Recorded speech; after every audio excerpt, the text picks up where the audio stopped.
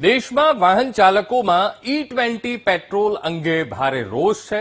તેમણે સરકારને ethanol blending policy પાછી ખેંચવા પણ વિનંતી કરી છે. ડ્રાઈવરોનું કહેવું છે કે E20 પેટ્રોલથી તેમના વાહનનું માઇલેજ ઓછું થયું છે, એન્જિન ફેલ થઈ રહ્યું છે. આ દરમિયાન અનેક ફરિયાદો આવી મળી અને ત્યારબાદ સરકાર E20 પેટ્રોલ પર વધુ કડક વલણ અપનાવી રહી હોય તેવું લાગી રહ્યું છે. હવે હકીકતમાં ભારતમાં E20 પેટ્રોલની ગુણવત્તા અંગે ચિંતાઓ વચ્ચે સરકાર નિયમોને વધુ કડક બનાવવાની તૈયારી કરી રહી છે. ઇકોનોમિક ટાઈમ્સ અનુસાર સરકાર ઓઇલ માર્કેટિંગ કંપનીઓ અને ઓટોમોબાઈલ ઇંધણ પુરવઠામાં સામેલ અન્ય પક્ષો માટે E20 પેટ્રોલમાં ક્લોરાઇડ સામગ્રી અંગેના હાલના ધોરણને ફરજિયાત બનાવવાનું વિચારી રહી છે અને એના ઉપર છે આજનું વિશ્લેષણ. તો આજના વિશ્લેષણમાં આ E20 પેટ્રોલ અંગેના નવા નિયમોને લઈને ચર્ચા કરીશું. સાથોસાથ એક તરફ દેશમાં વાહન ચાલકોમાં E20 પેટ્રોલ અંગે ભારોભાર રોષ છે. સરકારને ઇથેનોલ બ્લેન્ડિંગ પોલિસી પાછી ખેંચવા પણ વિનંતી કરી છે અને આ પોલિસીમાં હવે કેવા સુધાર આવે છે એ જોવું રહ્યું. સાથોસાથ ડ્રાઈવરોનું તો એવું પણ કહેવું છે કે E20 પેટ્રોલથી તેમના વાહનનું માઇલેજ ઓછું થયું છે. કેટલાક કેસોમાં તો એવી પણ પરિસ્થિતિ બની છે કે એન્જિન ફેલ થઈ ગયું છે. આવા ઘણા બધા પ્રશ્નો અત્યારે સર્જાઈ રહ્યા છે. ત્યારે આ બધા પ્રશ્નોના સમાધાન એ વાહન ચાલકો માંગી રહ્યા છે કે પોલિસીમાં કંઈક બદલાવ કરવામાં આવે. સાથે સાથે સરકાર પણ એ દિશામાં વિચારી રહી છે કે કેવી રીતે નિયમો એ બદલાવવામાં આવે. ખાસ કરીને ગુણવત્તા ઉપર કેવી રીતે ભાર મૂકવામાં આવે તે તમામ દિશામાં અત્યારે પ્રયત્નો હાથ ધરાઈ રહ્યા છે. ત્યારે સૌથી પહેલા મુદ્દાને સમજવાનો પ્રયત્ન કરીશું ગ્રાફિક્સના માધ્યમથી. હાલની જોગવાઈઓ છે શું? સૌથી પહેલા તો આ સમજવા જેવો વિષય છે. E20 પેટ્રોલમાં ક્લોરાઇડ દૂષણ મર્યાદા 3 પાર્ટ્સ પર મિલિયન કરતા, એટલે કે 3 P પર મિલિયન કરતા એ ઓછી છે. સૌથી મહત્વપૂર્ણ બાબત આ એ છે. તેમજ ઇથેનોલ મિશ્રિત પેટ્રોલ માટે સ્વૈચ્છિક ગુણવત્તા સ્પષ્ટીકરણનો ભાગ છે. અત્યારની જે જોગવાઈ છે એ જોગવાઈમાં એ પ્રમાણે કામ ચાલી રહ્યું છે. સરકાર તેને ફરજિયાત બનાવવા તરફ કામ કરી રહી છે. એ ધારાધોરણ એ તમારે ફરજિયાત એ ધારાધોરણને રાખવું પડશે, એનું પાલન કરવું પડશે અને સરકાર તેને ફરજિયાત બનાવવા તરફ એ આગળ કામ કરી રહી છે. એ હાલની આ જોગવાઈઓમાં એ E20ની જોગવાઈઓમાં બતાવવામાં આવ્યું છે. હવે ઇથેનોલ બ્લેન્ડિંગ પોલિસી આ શબ્દ ખૂબ અત્યારે ચર્ચામાં છે. ત્યારે છે શું? તો સૌથી પહેલા તો ઇથેનોલને સમજવું પડે. શેરડી, મકાઈ, ઘઉં, તૂટેલા ચોખા, સ્ટાર્ચ કે ખાંડ ધરાવતા અન્ય પાકોમાંથી ઇથેનોલ એનું ઉત્પાદન કરવામાં આવે છે, તેને બનાવવામાં આવે છે. સાથોસાથ પેટ્રોલમાં નક્કી કરેલ માત્રામાં ઇથેનોલ ભેળવવું એટલે ઇથેનોલ બ્લેન્ડિંગ પોલિસી અને ધારાધોરણ નક્કી કરવામાં આવ્યા છે. એ કેટલા એ પણ આપણે આગળ જોઈએ. તો E20 પેટ્રોલમાં 20% ઇથેનોલ અને 80% પેટ્રોલ મેળવવાનો આ નિયમ છે. આ પોલિસી અંતર્ગત એ માપદંડ નક્કી કરવામાં આવ્યા છે. ત્યારબાદ આ જે માપદંડ છે અને પેટ્રોલિયમની આયાત પરની નિર્ભરતા ઘટાડવી એ મુખ્ય હેતુ સરકારનો છે કે પેટ્રોલ ઉપર એ સાથોસાથ વિદેશી હુંડિયામણ બચાવવું અને પ્રદૂષણ ઘટાડવું એ મુખ્ય હેતુ સાથે આ પોલિસી એ ઇમ્પ્લિમેન્ટ કરવામાં આવી છે. તો ભારતીય ફરજિયાત નિયમોની તરફેણમાં BIS છે શું? BIS એટલે ભારતીય માનક બ્યુરો કે જે એના ધારાધોરણ એ નક્કી કરે છે કેટલા % પેટ્રોલ રાખવાનું છે, કેટલા % તમારે ઇથેનોલ રાખવાનું છે. ઈંધણની ગુણવત્તાના જે ધોરણો છે એ ધોરણો એ BIS એ નક્કી કરે છે. ક્લોરાઇડ દૂષણ સંબંધિત આ જરૂરિયાતને ફરજિયાત બનાવવા પર અત્યારે કામ ચાલી રહ્યું છે અને BIS તેની તરફેણમાં છે.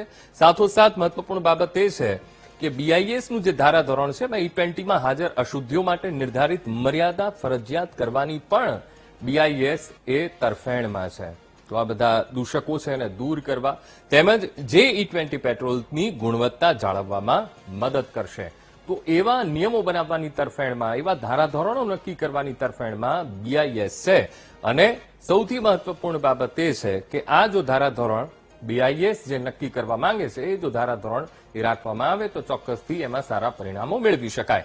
હવે ઓટો કંપનીઓના પ્રશ્નો શું છે? કારણ કે જેવા પ્રશ્નો બહાર આવ્યા ઓટો કંપનીઓએ પણ કેટલાક પ્રશ્નો રજૂ કર્યા, જેમાં પેટ્રોલ પંપ પર પૂરા પાડવામાં આવતા E20 પેટ્રોલ પર પ્રશ્નો એ આ કંપનીઓએ ઉઠાવ્યા છે. તેમજ કેટલાક કિસ્સાઓમાં તો ઉચ્ચ ક્લોરાઇડ અને ભેજનું પ્રમાણ વધુ હોવાની ચિંતા એ કંપનીઓએ, ઓટો કંપનીઓએ એ વ્યક્ત કરી છે, કારણ કે વાહનો પર તેની પ્રતિકૂળ અસર એ ઊભી થઈ રહી છે. હવે ઓટો કંપનીઓના મતે આવા દૂષણથી વાહનના ભાગો ખરાબ થવાનું જોખમ એ વધી શકે છે, કારણ કે ધારાધોરણ એ સેટ કરવા પડશે. તેમજ વાહનોની ટાંકીઓમાંથી ઇંધણના નમૂના એ લેવામાં આવ્યા અને એ નમૂના પરીક્ષણ માટે પણ મોકલવામાં આવ્યા. સાથોસાથ ક્લોરાઇડનું સ્તર નિર્ધારિત સ્તરથી ઉપર જોવા મળ્યું. હવે એની પાછળના પણ કેટલાક કારણો છે કે શા માટે એ ક્લોરાઇડનું પ્રમાણ એમાં વધારે જોવા મળે છે. તેમજ લાંબા સમયથી ઓટો ઉદ્યોગના E20 પેટ્રોલની ગુણવત્તા અને ધોરણો અંગે જ્યારથી આ આવ્યું છે ત્યારથી ઓટો કંપની એ પ્રશ્નો ઉભા કરી રહી છે. હવે ક્લોરાઇડ અને ભેજ શા માટે એક ચિંતાનો વિષય બન્યો છે? તો E20 પેટ્રોલમાં ક્લોરાઇડ અને વધુ પડતા ભેજની હાજરી એ નુકસાનકારક છે, વાહનો માટે ખૂબ નુકસાનકારક છે. ચોક્કસ વાહનના ઘટકો ઉપર પ્રતિકૂળ અસર તેની પડી શકે છે.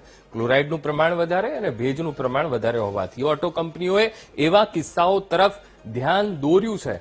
જે કેસ ઓટો કંપનીઓ પાસે એ આવ્યા એ કેસોને પણ મૂકવામાં આવ્યા છે. તેમજ જ્યાં ઇંધણના નમૂનાઓમાં ઉચ્ચ ક્લોરાઇડ સ્તર જોવા મળ્યું હતું ત્યાં નક્કર કાર્યવાહી કરવામાં આવે, તેમાં કેવા સુધારા વધારા કરી શકાય તે દિશામાં પણ કામ કરવામાં આવી રહ્યું છે. અને સરકાર હવે માત્ર મિશ્રણ ટકાવારી પર જ નહીં પણ ગુણવત્તા એના ઉપર પણ અત્યારે સરકાર કામ કરી રહી છે. તેમજ ઇંધણની ગુણવત્તા અને તેમાં હાજર દૂષકોની માત્રા પર કડક નિયમો બનાવવાની તૈયારી અત્યારે ગવર્મેન્ટ કરી રહી છે, કારણ કે વાહન ચાલકો તરફથી ફરિયાદો પુષ્કળ આવી રહી છે. ઓટોમોબાઈલ કંપનીઓએ પણ પ્રશ્નો ઉઠાવ્યા છે અને 3 ppm કરતા ઓછી ક્લોરાઇડ મર્યાદા એ ફરજિયાત બનાવવામાં આવે છે, એવા નિયમ એ બનાવવામાં આવશે. તેમજ તેલ કંપનીઓ સાથે સાથે જે સપ્લાય ચેઇન હિસ્સેદારો છે તેમણે E20 પેટ્રોલની ગુણવત્તાઓને જાળવવી પડશે. એ ધારાધોરણ નક્કી થશે અને ત્યારબાદ એ ગુણવત્તાના માપદંડ પણ નક્કી કરવામાં આવશે અને સરકાર દ્વારા નિર્ધારિત ધોરણોનું કડક પાલન તેલ કંપનીઓએ કરવું પડશે E20 પેટ્રોલને લઈને. હવે અહીંયા સૌથી મહત્વપૂર્ણ બાબત એ છે કે E20 પેટ્રોલની ગુણવત્તા અંગે નવા ફરજિયાત નિયમોનું અમલીકરણ પણ કરવામાં આવશે અને જેમ બને જલ્દી એ પ્રોસેસ પૂરી થાય એ દિશામાં અત્યારે કામગીરી ચાલી રહી છે. તેમજ વાહનના ઘટકો પર ઇંધણની ગુણવત્તાની અસર અંગે ઓટો કંપનીઓની ચિંતાઓ દૂર થશે. હવે આ બિંદુ પર પણ કામ થઈ રહ્યું છે, સમાધાનની દિશામાં પણ કામ ચાલી રહ્યું છે. સરકારનું ધ્યાન પેટ્રોલમાં ઇથેનોલનું પ્રમાણ નિર્ધારિત મર્યાદામાં કરવાનું છે એ દિશામાં પણ અત્યારે કામગીરી ચાલી રહી છે. તેમજ જ્યારે ઇંધણમાં રહેલી અન્ય અશુદ્ધિઓ પણ નિર્ધારિત ધોરણોમાં રહે તે પ્રકારના માપદંડ એ નક્કી કરવામાં આવશે. સાથોસાથ કંપનીઓની ચિંતાઓનું નિરાકરણ આવશે. જ્યારે ઇંધણમાં રહેલી અન્ય અશુદ્ધિઓ પણ નિર્ધારિત ધોરણોમાં રહે એ દિશામાં પણ અત્યારે તપાસ કરવામાં આવી રહી છે. એટલે એ ચિંતાઓનું નિરાકરણ કેવી રીતે લાવવું એ દિશામાં પણ અત્યારે તપાસ એ હાથ ધરવામાં આવી રહી છે. સાથોસાથ જે વાહન ચાલકોના જે પ્રશ્નો છે એ વાહન ચાલકોના પ્રશ્નોને સુલટાવવાનો પણ અત્યારે સરકાર દ્વારા એ પ્રયત્ન કરવામાં આવી રહ્યો છે, કારણ કે E20 ને લઈને ઘણા બધા સવાલો ઉભા થઈ રહ્યા છે.